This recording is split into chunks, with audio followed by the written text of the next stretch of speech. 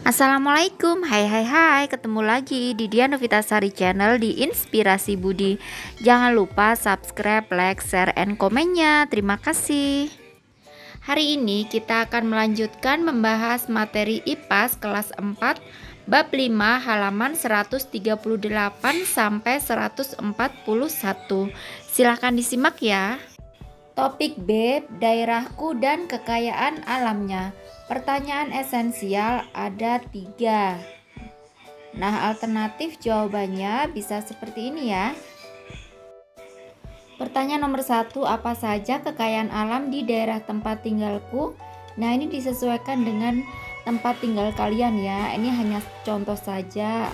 Jawabannya bisa seperti ini. Kalau tinggal di pesisir pantai misalnya ya. Nomor 2, bagaimana pengaruh geografis daerah tempat tinggalku terhadap kekayaan alamnya? Nah, ini juga sama, disesuaikan dengan daerah tempat tinggal kalian. Nah, kalau di sini contohnya itu tinggalnya di pesisir pantai. Nomor 3, bagaimana cara bijak untuk memanfaatkan kekayaan alam di daerah tempat tinggalku? Nah, untuk jawaban nomor 3 ini bisa kalian pakai ya.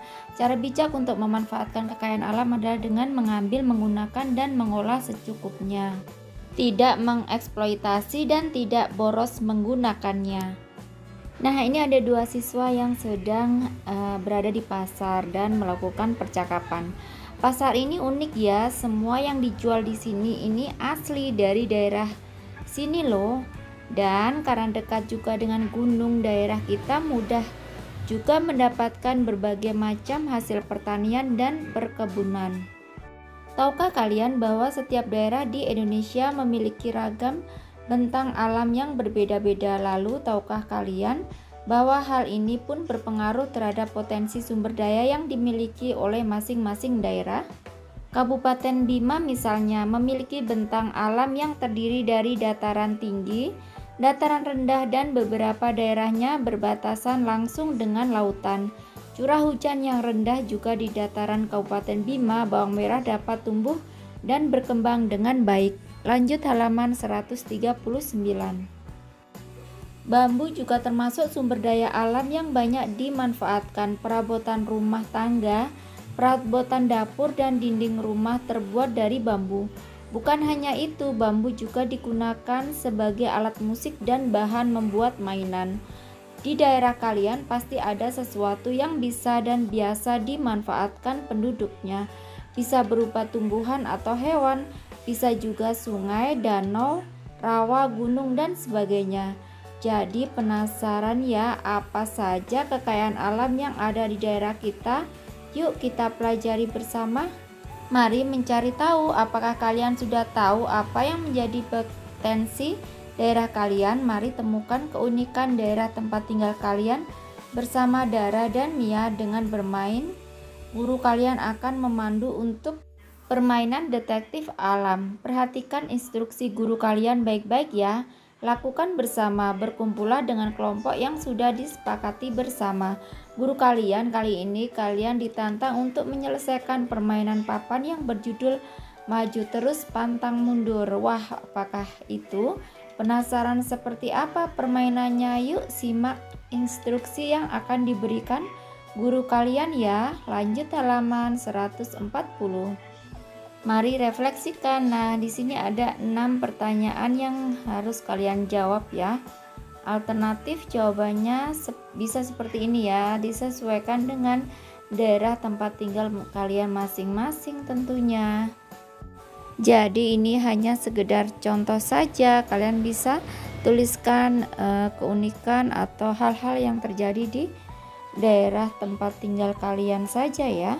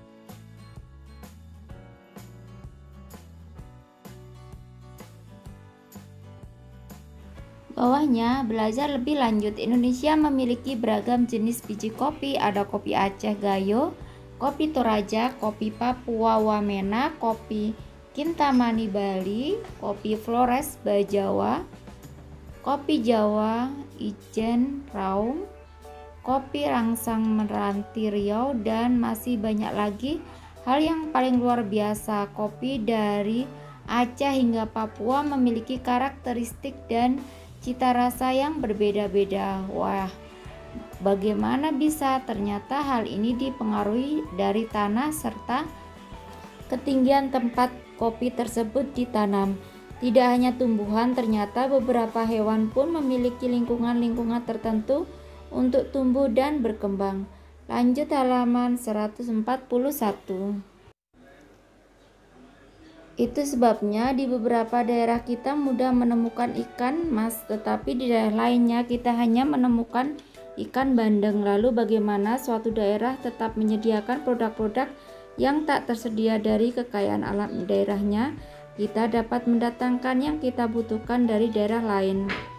Loh, begitupun sebaliknya, bahkan kita juga dapat mendatangkan dari luar negara Indonesia, begitu juga sebaliknya. Selanjutnya, memilih tantangan. Oleh-oleh khas daerah pastinya memanfaatkan sumber daya alam daerah tersebut.